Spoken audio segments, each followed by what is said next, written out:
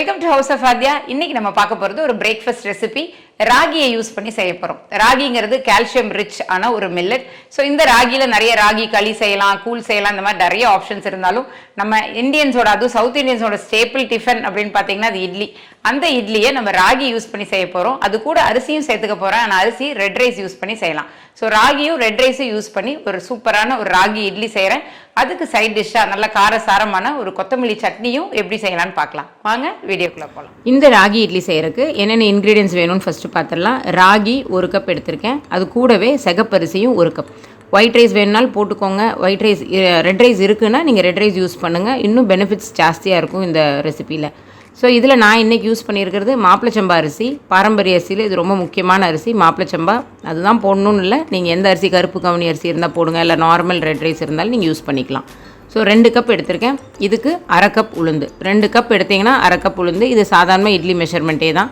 அதுக்கப்புறம் ஒரு டீஸ்பூன் அளவு வெந்தயம். இந்த 4 இன்க்ரீடியன்ஸ் தான் நம்மளுக்கு ராகி இட்லி செய்கிறதுக்கு தேவை. ஸோ இதில் இந்த ரெண்டையும் நீங்கள் 5 மணி நேரமாவது ஊற வைக்கணும். ராகியும் ரெட் ரைஸையும் சேர்த்து. உளுந்து ஒரு அரை மணி நேரம் இல்லை 1 மணி நேரம் ஊறினா போதும்.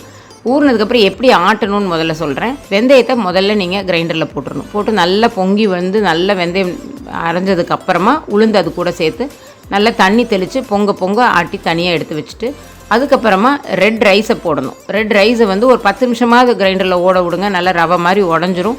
அதுக்கப்புறமா ராகி அது கூட சேர்த்துக்கோங்க. சேர்த்துட்டு அரிசியை நல்லா சேர்த்து நல்லா அரைச்சி எடுத்துக்கோங்க. ஒரு 20 மினிட்ஸ் அரைஞ்சால் போதும். அதுக்கப்புறம் ஸோ இதெல்லாம் நல்லா ஆனதுக்கப்புறம் நல்லா மிக்ஸ் பண்ணி உப்பு போட்டு கலக்கி வச்சிங்கன்னா 8 ஹவர்ஸ் ஆஸ் யூஷுவல் நம்ம சாதாரணமாக இட்லி மாவு ஃபெர்மெண்ட் பண்ணுற மாதிரி புளிக்க வச்சிங்கன்னா ராகி இட்லி மாவு ரெடி ஆயிரும். ஸோ ரொம்ப சூப்பராக இருக்கும். பாருங்கள் எவ்வளோ வெயிட்லெஸ்ஸாக இருக்குது. நல்லா ஃப்ளஃபியாக வரும். உங்களுக்கு இந்த ரெட் ரைஸில் இருக்கிற பெனிஃபிட்ஸு, ராகியில் இருக்கிற பெனிஃபிட்ஸு, இது எல்லாமே உங்களுக்கு நல்லா ஹெல்த் பெனிஃபிட்ஸோடு வர்ற இந்த இட்லியை வீட்டில் சின்ன பிள்ளைங்களுக்கும் கொடுங்க. பெரியவங்க, டயபெட்டிக் பீப்புள் இருக்கிறவங்க, வெயிட் லாஸ் பண்ணணும்னு நினைக்கிறவங்க, இந்த மாதிரி எல்லாருமே இந்த ராகி இட்லியை சாப்பிட்டுக்கலாம்.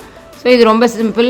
ராகி இட்லி மாவு செய்கிறது இட்லி செய்கிற மாதிரியே தான். தண்ணி நல்லா கொதித்தோடனே இட்லி ஊற்றி உள்ளே வச்சுருங்க. தண்ணி கொதித்தோடனே தான் எப்போவுமே இட்லி வைக்கணும். அப்போ தான் உங்களுக்கு நல்ல இட்லி சாஃப்டாகவும் வரும். ஒரு 10 நிமிஷம் ஸ்டீம் பண்ணிங்கன்னா இட்லி ரெடி ஆயிரும். ஸோ ராகி இட்லி பாருங்கள் எவ்வளோ ராகியோட கலரில் நல்ல பிங்க் ஷேடில் வந்திருக்கு. கலர் மட்டும்தான் டிஃப்ரென்ஸ் இருக்குங்க. டேஸ்ட்டில் எந்த டிஃப்ரென்ஸுமே இருக்காது. ஸோ இதுக்கு ஒரு சாதாரணமாக இந்த மாதிரி டிஷ்ஷஸ் எது செஞ்சாலும் நல்லா காரசாரமான சட்னி இருந்தால் சூப்பராக இருக்கும். இன்றைக்கி நான் கொத்தமல்லி சட்னி செய்கிறேன். ரொம்ப சிம்பிளான சட்னி. வீட்டில் இருக்க திங்ஸ் தான், ரொம்ப ஈஸியாக இருக்கும். பாருங்கள், பூண்டு கொஞ்சம் போடுங்க, சின்ன வெங்காயம், அது ரொம்ப டேஸ்டியாக இருக்கும். காரத்துக்கு தகுந்த மாதிரி வரமிளகா போட்டுக்கோங்க. ஒரு 3-4 வரமிளகா, ஒரு தக்காளி போடுங்க. புளிப்பு கொஞ்சம் புளி, அப்புறம் மஞ்சத்தூள் இதெல்லாம் போட்டு மிக்ஸ் பண்ணி நல்லா வணக்கி விட்டு கொத்தமல்லி இலையை கடைசியாக போடும்போது ஜஸ்ட்டு நீங்கள் அடுப்பை ஆஃப் பண்ணிவிட்டு கூட இது போடணும். அப்போ தான் நல்ல க்ரீன் கலரில் கிடைக்கும். ஜஸ்ட் இது மிக்ஸ் பண்ணி மட்டும் விடுங்க. அதுக்கப்புறம் மிக்சியில் போட்டு அரைச்சி எடுத்திங்கன்னா சூப்பரான கொத்தமல்லி சட்னியும் ரெடி ஆயிரும். ராகி இட்லியோடு வச்சு சாப்பிட்டு பாருங்கள், அவ்வளோ டேஸ்ட்டாக இருக்கும். நல்ல ஃப்ளஃபியாக வரும். உங்களுக்கு சாஃப்டாக இருக்கும், ஸ்பாஞ்சியாக இருக்கும் இந்த இட்லி. பாருங்கள், நான் உங்களுக்கு பிச்சு காட்டுறேன். பாருங்கள் எந்த அளவுக்கு சாஃப்டாக இருக்குது பாருங்கள். நல்ல ஃப்ளஃபியாக இருக்கும். ஒயிட் இட்லி மாதிரியே தான் இருக்கும். ஆனால் இதில் அவ்வளோ சத்துக்கள் இருக்குது. ஸோ நீங்களும் வீட்டில் இந்த ராகி இட்லியை செஞ்சு வீட்டில் இருக்கவங்களுக்கு எல்லாத்துக்கும் கொடுங்க. எப்படி வந்துச்சுன்னு எனக்கு கமெண்ட் செக்ஷனில் சொல்லுங்கள். தேங்க்யூ.